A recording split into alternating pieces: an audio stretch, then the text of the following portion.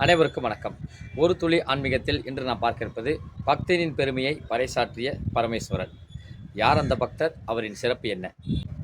காஞ்சிபுரத்தில் காடவர்கோன் என்னும் பல்லவ மன்னன் மிக பெரும் பொருட்செலவில் சிவபெருமானுக்கு கோயில் ஒன்றை கட்டி வருகிறார்.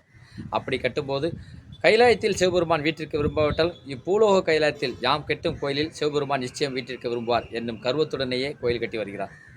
இது ஒரு புறம் இருக்க, திருநின்றவூரில் 63 நாயன்மார்களில் ஒருவரான பூசலார் என்னும் நாயனார் அங்கே புற்றாக விட்டிருக்கும் சிவலிங்கத்திற்கு கோயில் ஒன்றை கட்ட நினைக்கிறார். ஆனால் தன்னிடம் பொருட்செல்வம் இல்லை. சரி, அருட்செல்வத்தால் கட்டலாம் என்று தன்னுடைய மனத்தால் கோயில் கட்ட விரும்புகிறார். அப்படி கட்டும்போதும் ஏனோ தானோ என்று இல்லாமல் பார்த்து பார்த்து தன் சிந்தனையினாலேயே அதற்கான ஆட்களை தேர்வு செய்கிறார். தன் சிந்தனையினாலேயே அதற்கான பொருட்களையும் வாங்குகிறார். அப்படி கட்டும்போது மதில் சுவர், அர்த்த மண்டபம், மகா மண்டபம், இப்படி ஒவ்வொரு மண்டபங்களாக கட்ட எவ்வளோ நாட்கள் ஆகுமோ அவ்வளோ நாட்களையும் தன் சிந்தனையிலேயே பொறுமையாக அக்கோயிலை செதுக்குகிறார். பல வருடங்கள் கழிந்தன. இருவரும் கோயில் கட்டி முடிக்கிறார்கள். இப்பொழுது வேடிக்கை என்னவென்றால், கோயிலுக்கான திருக்குடமுழுக்கு நாளை இருவரும் ஒரே தேதியில் குறிப்பிடுகிறார்கள். இப்பொழுது பக்தனின் கோயிலுக்கு சிவபெருமான் எழுந்துருவாரா அல்லது பல்லவ மன்னனின் கோயிலின் குடமுழுக்கு சிவபெருமான் எழுந்துருவாரா என்பதுதான் கேள்வி. ஆம், என்றும் பக்தனின் உள்ளன்பிற்கே இறைவன் ஆட்படுவான் என்பதை உலகிற்கு உணர்த்த பல்லவரசனின் கனவில் முதல் நாள் தோன்றி, நாளை திருநின்றவூரில் பூசலார் என்னும் பக்தனின் கோயிலின் குடமுழுக்கு நான் செல்லவிருப்பதால் நீ உனது தேதியை மாற்றிக்கொள் என்று கூறி மறைந்தார்.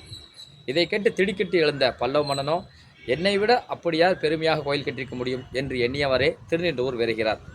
அங்கு மக்களிடம், இங்கே பூசலார் என்பவர் யார், அவர் கட்டிய கோயில் எது என்று வினவும் போது பொதுமக்களோ, பூசலாரா, அவர் வறுமையில் வாடுபவராச்சே, அவரால் எப்படி கோயில் கட்டிருக்க முடியும், அவர் சதா காலமும் சிந்தனையிலேயே வெற்றிருப்பார் என்று கூற, பிறகு பூசலாரை சந்திக்கிறார். அப்படி சந்தித்த போது தன்னுடைய கனவில் நடந்ததை அப்படியே அவரிடம் கூறினார்.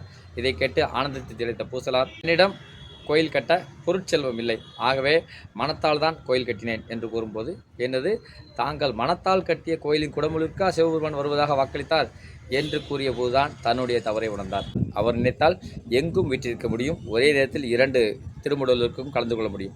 ஆனாலும் பக்தனின் பெருமையை உலகறிய செய்யவே இவ்வாறு திருவிடையாளர் புரிந்தார். பல்லவ மன்னன் பணத்தால் கட்டிய கோயிலை விட பக்தன் மனத்தால் கட்டிய கோயிலேயே இறைவன் என்றும் வீற்றிருக்க விரும்புவான். ஓம் நம சிவாய. நாளை மற்றொரு ஆன்மீகத்தில் சந்திக்கலாம். நன்றி, வணக்கம்.